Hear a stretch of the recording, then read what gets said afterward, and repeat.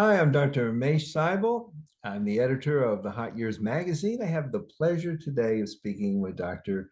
Jim Simon. Jim is a longtime friend of mine and one of the top researchers in the country in women's health and menopause. And I would like you to introduce yourself in terms of the title you'd like to use here. Dr. Seibel, I'm Dr. Jim Simon. I'm a clinical professor at George Washington University, and I like to brag that I'm the only physician, past president of both the North American Menopause Society and the International Society for the Study of Women's Sexual Health. So menopause and sex kind of go together. Sounds good to me. Well, you have produced a new article, one of many of yours, that's come out very recently, and it's one on a new class of medications. And I wonder if you could tell us a little bit about it. First of all, tell us the name of the medication. So the medication is called elinzanetant, elinzanetant, and elinzanetant doesn't have a brand name yet. It's not quite that far along in its development, but it's one of the modulators of the so-called candy neurons, KNDY, candy neurons. And this is a new mechanism of understanding these candy neurons for what ails menopausal women vis-a-vis their hot flashes, night sweats, perhaps depression, perhaps mood, and their peripheral blood vessels. So it's really an exciting new development in the care of menopausal women. And most importantly, it's not a hormone at all or in any way, shape, or form.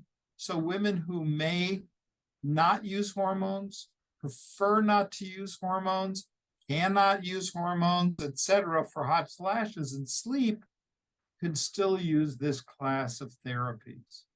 Yeah, what's exciting is that these medicines have been something that women have needed for some time, in the sense that there are a lot of women who cannot take hormones, and there are also a lot of women who could, but they're choosing not to, largely because of worry and concerns about safety. That's a whole nother story, but let me just say that this is an option that women will soon have to treat their hot flashes. And one of the things that was interesting in your study is that this medication is not only something that impacts hot flashes, but is also associated with sleep. Yeah, so this compound has several different actions in the central nervous system. It's not a sedative hypnotic, but it does seem to improve sleep. Now, the question is, does it improve sleep because of this unique action that we know it has, or does it improve sleep just because it eliminates, and I mean eliminates, hot flashes, which we know disturb sleep? So is it a unique property or just a secondary benefit of its impact on hot flashes? And we're doing some additional research to find out, but it looks very promising for both. So, two important things to women that keep them up at night is poor sleep, whether it's caused by hot flashes or other things, and then the fact that they can't sleep per se. And this medication appears to be helpful for both, which is wonderful. And tell us a little bit more about what your study found.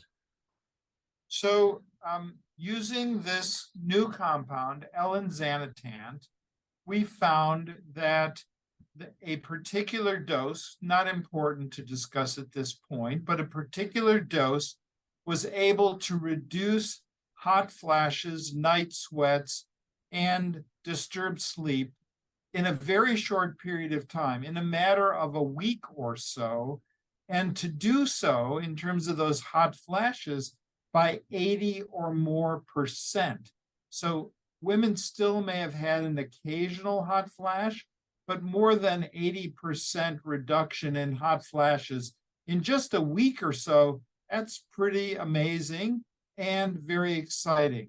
Now, whether or not those findings will pan out when the studies are bigger, involving many more women, though that still remains to be seen, but very exciting at this point with this early preliminary research.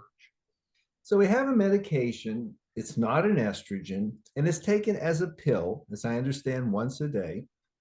And Correct. with that, within a week, women are able to get their hot flashes to be lower. And you also measured quality of life. You used a measurement, there's a scoring scale that measures how good is a menopausal woman's quality of life. What did you find there? So we found that their MenQual score, that's menopause specific quality of life, was dramatically improved on this medication. How much of that improvement was hot flashes or the offshoot of hot flashes? We don't really know because it doesn't really distinguish very well. But we know that if you can eliminate hot flashes in a menopausal woman who has a lot of them, whose sleep is disturbed by them, then she's likely to have a better quality of life, not only sleep and hot flashes, but mood, sexual interest, and a bunch of other things we take for granted, but that are all better when her hot flashes and night sweats and disturbed sleep are better. So how much of it is one, the other, or some composite, we really can't tell. But yes, overall, her quality of life was dramatically and statistically improved. Now, with the side effects issue, were there things that were worrisome, that was it overall taken pretty well by most of the women, had limited side effects? Tell us a little bit about concerns that a woman might have if she took this medicine. So first of all, as it relates to side effects, there were very few in this study. Minor gastrointestinal side effects is what I would say. But I would also hasten to say that in small studies, the number, both in the amount and severity of side effects, tend to be quite limited. And as we have bigger and bigger studies, as we will have over the next 6 to 12 months, those side effects and the prevalence of them and the degree to which women have them, and some weird ones typically come into play, but we didn't find them in our study, thank goodness. And maybe they won't in the larger studies, but that's usually what happens. More people, more variable, different sizes, shapes, ethnicities, etc. We tend to see differing side effect profiles. And we'll see what we see. But right at this point, it looks like a relatively side effect free medication, which is also very exciting. So we have a once a day pill that seems to be able to lower side effects, improve the quality of a woman's life in midlife, and help her sleep. And it has minimal side effects thus far. That is coming along well. And when do you think this medication might be available? Understand it's got to go through some regulatory things, but about. So this is unknown to me, but the big study, that what we call the pivotal trial, is fully enrolled. It has 12 weeks of full enrollment to complete. Then it has some safety to complete, about a year's worth. And then we have variable time for the FDA to pass judgment. So if you were to ask me, and I'm guessing because I don't know, Sure. but I would guess it's going to be a year, between a year and 2 years before it's on the market. But in a year or 2 years, that's a pretty short period of time. And it's very exciting for a product that, at least at this point, seems to be extremely effective for everything we'd want it to do, seems to have very few side effects or adverse effects, and something that's non-hormonal that gives women a completely new option that, as of this moment in time, they don't have. Right. It's a wonderful thing. And I'm glad that this study came out and I was delighted to read it. And before we began recording, you were telling me that there's another drug. It's not the same thing, but it's kind of a similar concept. Maybe you could just say a little bit about the new study that's just come out about that medication. Sure, one of the competitors of the product that we've been discussing, elinzanetant, is what we've been discussing.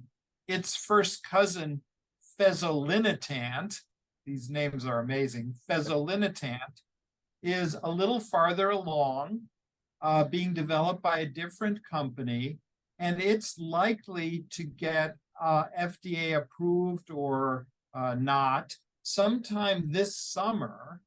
And that would make it the first one available in this class.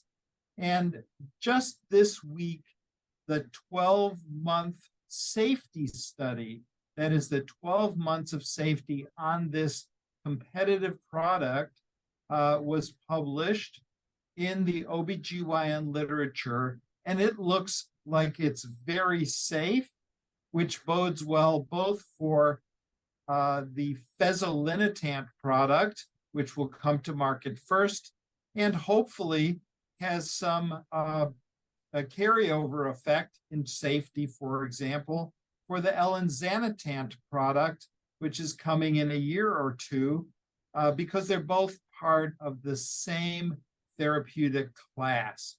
And so all good news, no bad news to speak about. So probably no one will care because bad news sells and good news doesn't. But this is all a good news story I'm happy to share with you.